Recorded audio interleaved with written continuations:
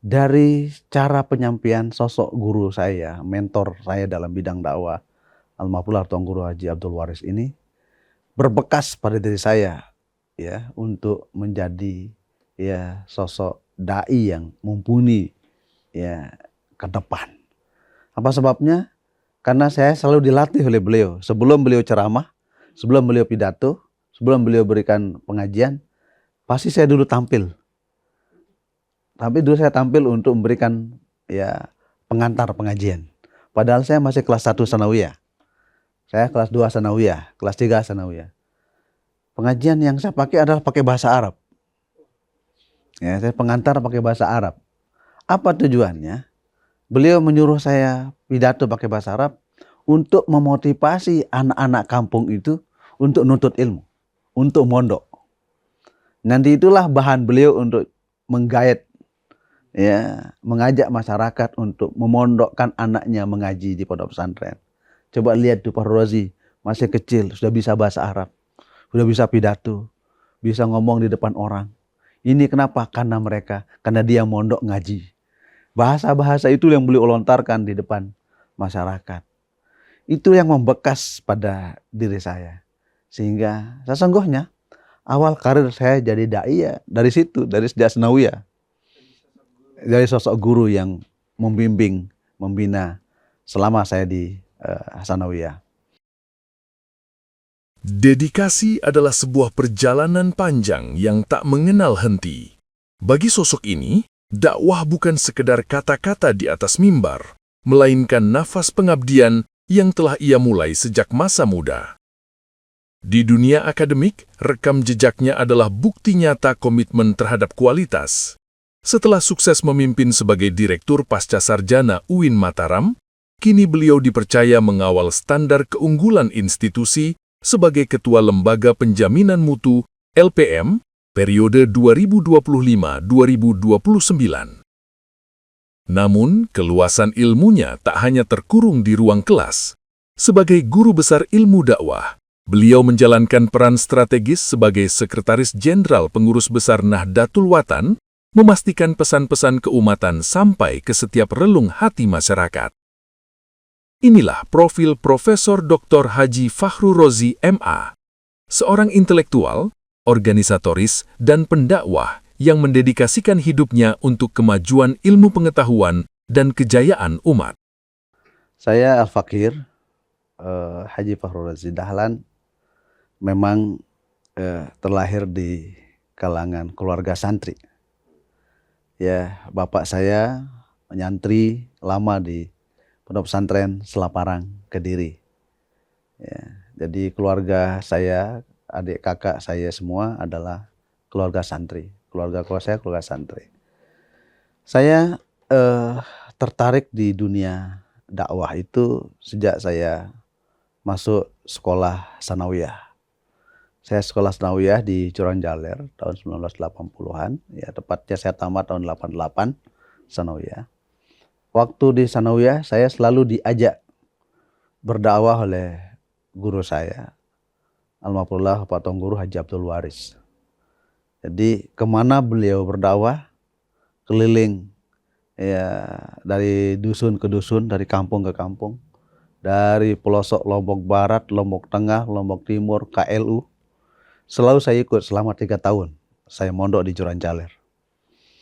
Dari cara penyampaian sosok guru saya, mentor saya dalam bidang dakwah, Almarhum Tuan Guru Haji Abdul Waris ini berbekas pada diri saya ya untuk menjadi ya sosok dai yang mumpuni ya ke depan.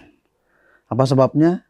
Karena saya selalu dilatih oleh beliau. Sebelum beliau ceramah, sebelum beliau pidato, sebelum beliau berikan pengajian, pasti saya dulu tampil. Tapi dulu saya tampil untuk memberikan ya pengantar pengajian. Padahal saya masih kelas 1 sanawiyah. Saya kelas 2 sanawiyah, kelas 3 sanawiyah. Pengajian yang saya pakai adalah pakai bahasa Arab. Ya, saya pengantar pakai bahasa Arab. Apa tujuannya? Beliau menyuruh saya pidato pakai bahasa Arab untuk memotivasi anak-anak kampung itu untuk nuntut ilmu, untuk mondok. Nanti itulah bahan beliau untuk menggait ya mengajak masyarakat untuk memondokkan anaknya mengaji di pondok pesantren. Coba lihat tuh Pak Rozi, masih kecil sudah bisa bahasa Arab, sudah bisa pidato, bisa ngomong di depan orang. Ini kenapa? Karena dia mondok ngaji. Bahasa-bahasa itu yang beliau lontarkan di depan masyarakat. Itu yang membekas pada diri saya. Sehingga sesungguhnya awal karir saya jadi dai ya dari situ, dari sejak Sanawiyah. Dari sosok guru yang membimbing, membina selama saya di Sanawiyah. Setelah saya Sanawiyah, ya saya melanjutkan sekolah saya di Manpeka, Madrasah Aliyah Negeri Program Khusus di Mataram. Di sini juga kami dilatih oleh para masyayikh kami, para guru-guru kami yang tidak kalah dengan guru-guru kami di Madrasah Sanawiyah dulu. Yaitu kami dilatih 3 bahasa, Arab, Inggris, Indonesia, muhadasah yaumiyah, percakapan sehari-hari dengan bahasa Arab, bahasa Inggris, bahasa Indonesia. Ini kebiasaan-kebiasaan yang kami lakukan di pondok di Madrasah Aliyah, program khusus waktu itu. Sehingga ada lomba-lomba pidato tingkat nasional, kami ikut. Saya kemudian waktu itu ya menjadi juara 1, juara pidato bahasa Arab ya MOPK seluruh Indonesia. Itu menjadi awal modal utama ya saya dalam dunia dakwah. Selesai saya di Madrasah Aliyah, saya melanjutkan pendidikan ke Pancor di Al-Mabrullah Bapak Maulana Syekh Tuan Guru Kiai Haji Muhammad Zainuddin Abdul Majid. Saya di Ma'had 4 tahun belajar, mengaji, mutalaah, sekaligus saya sudah mulai terjun dakwah ke masyarakat sejak saya masuk Ma'had tahun 1994. Jadi efektifnya saya sudah mulai terjun ke masyarakat dalam bidang dakwah tahun 1994. Saya keliling ya dari kampung ke kampung menyampaikan pesan-pesan agama, terutama saat-saat perayaan Hari Besar Islam, Isra Mi'raj, Nuzul Quran, Maulid Nabi, Muharram dan seterusnya. Saya aktif di tengah-tengah masyarakat. 94, 95, 96, 97 ya aktivitas dakwah terus kami ya saya lanjutkan menyapa umat dengan ya panggilan-panggilan keagamaan. Intinya setelah saya selesai Ma'had, saya kuliah S1, kemudian kelas S2, kelas S3. Puncaknya setelah saya S3, saya berdakwah keliling Nusantara. Ya, mulai dari ya Bima, Dompu, terus ke NTT, terus ke Sulawesi, Kalimantan, Papua bahkan. Ya, ini aktivitas dakwah yang saya geluti selama ini. Ya, di Kalimantan Timur, Kalimantan Tengah, Kalimantan Selatan itu sudah menjadi lahan-lahan komunikasi dakwah kita dengan masyarakat. Tentu sukanya adalah ada ketenangan batin tersendiri di saat menyapa umat dengan penuh hikmah, kebijaksanaan dalam menyapa masyarakat. Ada kebahagiaan tersendiri bagi seorang dai di saat dia berhadapan dengan masyarakat, masyarakat menyambut dengan baik, masyarakat menerima kita dengan baik, masyarakat melaksanakan apa yang ya kita ajarkan kepada mereka. Itu kebahagiaan yang tidak bisa dijadikan sebagai sebuah materi, tidak bisa dimaterialiskan saking bahagianya kita sebagai seorang dai.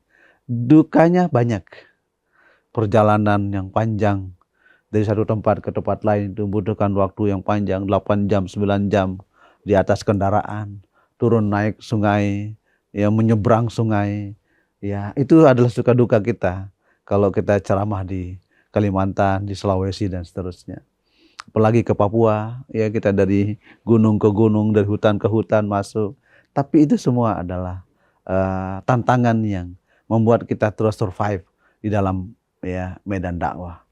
Intinya kita sebagai dai harus siapkan pertama intelektualitas harus hebat.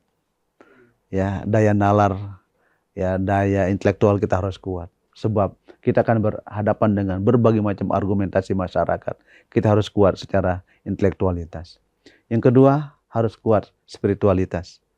Ya, iman kita harus yakin bahwa kita dalam medan dakwah itu waman ahsanu qawlan mimman da'a ilallah.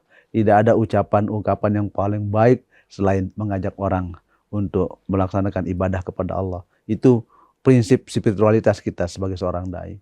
Yang ketiga adalah ya harus kuat sosialitas kita. Kita harus bisa bergaul dengan siapa saja. Tidak ada sekat-sekat antara muslim non muslim, kita harus bisa berbaur. Tidak ada sekat antara satu ormas dengan ormas lain, kita harus bisa berbaur. Tidak ada sekat antara ya tua muda. Itu yang saya maksud dengan harus kuat daya sosialitas kita. Kemudian yang ketiga, yang keempat adalah harus kuat daya emosionalitas kita. Ada sabar di situ, ada tahan uji di situ, ada resiliensi di situ, ada ketahanan mental di situ.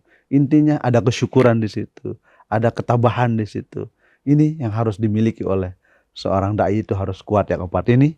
Ya, daya intelektualitasnya harus kuat, daya spiritualitasnya harus kuat, daya ya sosialitasnya harus kuat, dan daya emosionalitasnya harus kuat. Inilah saya kira resep yang paling jitu bagi orang yang bergelut di dunia dakwah. Pengalaman yang paling pahit saya adalah saat waktu saya ke Papua. Papua itu pahit dalam arti saya harus dijaga ketat. Harus dikawal oleh tentara, harus dikawal oleh polisi, harus kiri kanan. Ya, itu bagi kita, seorang dai itu terkekang kita. Ya, tapi ya tentara atau polisi itu mengatakan Pak Prof, Pak Tuan Guru harus terjaga keselamatannya. Ya, padahal ya masyarakat ya Papua rata-rata aman. Ya, yang bergejolak kan justru di hutan-hutan sana. Kalau ya di medan-medan dakwah saya kira aman. Tapi itulah ya tindakan preventifnya. Ya, pesan-pesan dakwah kita adalah akomodatif, kooperatif, humanis, dan tidak melakukan intimidasi apapun. Dan memang mereka sudah membaca profiling kita kan, bahwa seorang dai itu memang dia punya profil yang bisa diterima oleh masyarakat. Justru tidak mungkin saya diundang ke Papua, ke Papua Barat, Papua Tengah, Papua Pegunungan kalau tidak diawali dengan profiling. Ya, sehingga kita bisa diterima di kalangan masyarakat yang heterogen, masyarakat yang majemuk, masyarakat yang multikultural. Intinya adalah di dalam berdakwah itu sampaikan pesan-pesan yang sesuai dengan situasi dan kondisi. Itu yang disebut dalam ilmu dakwah dengan ilmu muqtadal hal. Sampaikan apa kebutuhan masyarakat, sampaikan apa keluhan masyarakat, sampaikan apa realitas yang terjadi, dan berikan solusi terhadap persoalan-persoalan yang mereka hadapi. Itu yang paling dibutuhkan oleh masyarakat, bukan retoris, bukan yang berapi-api, bukan yang menggebu-gebu. Justru itu bisa menjauhkan mereka dari pesan-pesan agama yang baik. Ya, manis banyak. Pertama, sambutan masyarakat. Begitu ya turun dari bandara, sudah kita disambut, dihormati, disegani. Ya, terus jamuan-jamuan masyarakat yang terkadang di luar ekspektasi. Nah, itu semua adalah gambaran ya keberterimaan mereka tentang sosok yang mereka tanda kutip mereka kagumi, mereka mau dengarkan nasihatnya. Kemudian yang titik senangnya adalah masyarakat itu kalau kita di luar daerah itu selalu ramai. Antusiasme masyarakat tinggi sekali. Itu yang mengobati rasa capek kita. Perjalanan dari satu tempat ke tempat 9 jam naik mobil. Nah, tapi begitu kita sampai ke lokasi, hilang penat kita yang berjam-jam di darat itu. Melihat antusiasme masyarakat yang datang dari jauh, ya, sekedar untuk mendengarkan nasihat, ya, sekedar untuk mendengarkan pengajian. Hanya mungkin qul huwallahu ahad aja yang kita sampaikan, tapi mereka datang. Nah, itu pengobat lelah bagi kami sebagai orang dai itu. Jadi hilang rasanya ya, capek kita yang berjam-jam di perjalanan begitu melihat masyarakat yang begitu antusias mendengarkan pengajian dari sosok ya kiai atau tuan guru atau ustadz yang akan menyampaikan. Ini salah satu hal yang menyenangkan kita sebagai seorang dai. Dakwah tidak boleh putus. Balighu anni walau ayah. Sampaikan tentang diriku, kata Rasulullah, meskipun hanya satu ayat. Perintah Rasulullah untuk tidak boleh berhenti berdakwah. Harus kita lakukan dakwah dalam segala ranah. Sekarang kan banyak media dakwah yang harus kita lakukan. Jika kita tidak mampu berhadapan langsung dengan masyarakat, bisa kita gunakan dakwah YouTubiah. Kita kan pakai dakwah pakai YouTube. Atau bisa juga dakwah Tribuniyah, gunakan dakwah Tribun. Ya, media Tribun ini adalah media dakwah, media edukasi, media ya entertain, dan media sosial. Jadi banyak cara kita untuk menyampaikan pesan-pesan dakwah itu. Melalui grup, IG, Instagram, TikTok, itu adalah wasailud dakwah. Adalah media-media dakwah, sarana-sarana dakwah, pesan-pesan kemanusiaan, pesan-pesan keagamaan yang bisa kita sampaikan kepada banyak orang.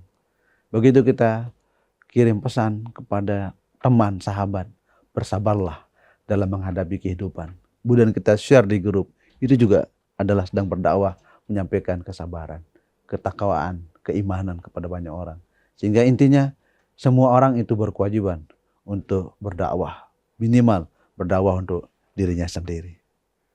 Tantangan yang paling krusial ya, esensial di dalam berdakwah itu adalah tantangan melalui media. Media ini juga tantangan. Kalau bahasa Imam Ghazali adalah awaik. Rintangan yang harus dihadapi dalam media dakwah itu adalah ya bagaimana ya pola hidup, pola sikap dan mentalitas seseorang. Ini yang harus ya diperbaiki. Ya, paling berat cobaan kita adalah persoalan mindset, paradigma. Seringkali orang kalau berdakwah lewat YouTube, lewat ini dianggap pamer, dianggap riya, dianggap ya show up terhadap apa yang dia miliki. Padahal itu sudah media, sarana untuk menyampaikan pesan-pesan dakwah. Seringkali saya lihat netizen, saya baca netizen, ya kiai-kiai besar kita punya channel, dianggap bahwa itu komersialisasi agama. Kenapa itu muncul bahasa itu? Karena mindset. Paradigma mereka tidak memandang itu sebagai paradigma universalitas agama. Ini tantangan berat bagi kita, baik tantangan internal kita sebagai sama muslim maupun tantangan eksternal kita yang semuanya sesungguhnya bermuara pada paradigma. Cara pandang seseorang melihat sesuatu. Kalau cara pandang kita terbuka, open minded terhadap persoalan, saya kira landai semua, tidak akan ada persoalan. Tapi saat narrow minded, pesannya ya pandangannya picik, sempit, maka itu yang menyebabkan ya persoalan-persoalan ini tersendak di lapangan ya karena ada yang berpandangan picik tentang persoalan itu. Ini tantangan paling berat bagi kita adalah persoalan paradigmatik ya, worldview, cara pandang mereka terhadap persoalan yang sedang hangat di tengah-tengah masyarakat. Jika ya pandangan kita holistik, syamil, kamil terhadap paradigma, maka akan muncul paradigma rahmatan lil alamin. Ya, kesejukan semesta, keharmonisan semesta bagi siapapun mereka, ya dalam jenis apapun, dalam jabatan apapun, dalam stratum apapun. Jika paradigma kita selalu muncul paradigma positif dalam melihat segala fenomena, itulah sesungguhnya yang menyebabkan ya, kita hidup baldatun thayyibatun wa rabbun ghafur. Download Tribun X sekarang. Menghadirkan lokal menjadi Indonesia.